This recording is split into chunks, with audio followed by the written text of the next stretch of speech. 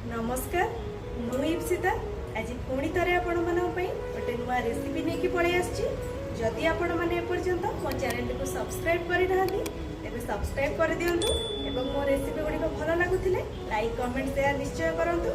तेज चलतु देरी नक स्टार्ट करवा आज रेसिपी।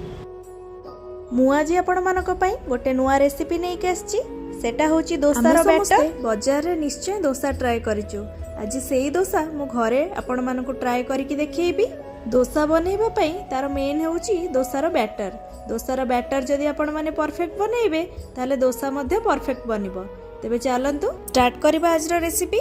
बैटर बनिबा पई मु घरे व्यवहार होउथिबा नॉर्मल चाउल बैटर टी परफेक्ट बनिबा पई मु गोटे कप माप आकार रे नेइची। सेही कप रे 2 कप चाउल नेइची। तार आधा बिरी नेइची। ता माने गोटे कप बिरी नेइची।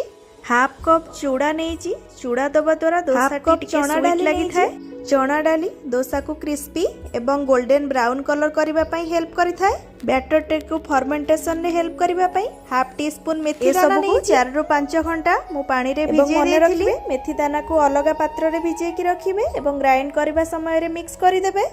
देखंतु ग्राइंड करबा परे मोर डोसा बैटर टी केते बैटर रो कंसिस्टेंसी एही भली रखिबे। बेसी मोटा की पतला करिवेनी ताले डोसा टी पूरा परफेक्ट बनिबो।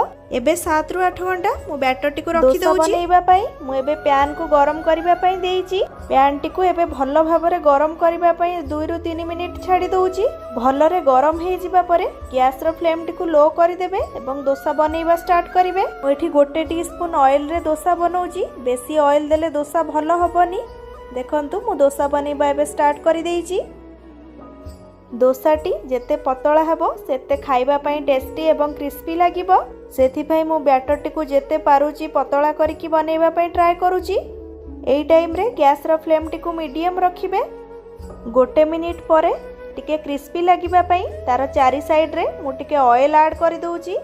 देखंतु ऑयल ऐड करिवार गोटे मिनिट परे पिठार कलर टी केते चेंज हे आसिलानी। इजीली तावारु मध्ये बाहरी जाउची। डोसार पिठाटी को आ गोटे पट साइड उल्टेइबेनी। एबे मु एही परि भाबरे डोसार मसला ऐड कर दउची। संगे सर्व करबा पई मु गोटे बादाम रो चटनी मध्ये बनैची। बादाम चटनी एवं डोसा पई आलू रो मसला मु केमिति बनैची जानिबा पई इंटरेस्टेड थांती मोर डिस्क्रिप्शन बॉक्स रे दीटा रेसिपी रो लिंक अछि। आपण चाहिले क्लिक करके देखि परिबे। कंचा पियाज देई डोसाटी को मु फोल्ड कर दउची। एबे डोसाटी हमर सर्व करबा पई पूरा रेडी। आपण माने मध्ये घरे बनै एन्जॉय करंतु गरमा गरम डोसा। रहूची पुणी देखा हबो नेक्स्ट वीडियो रे।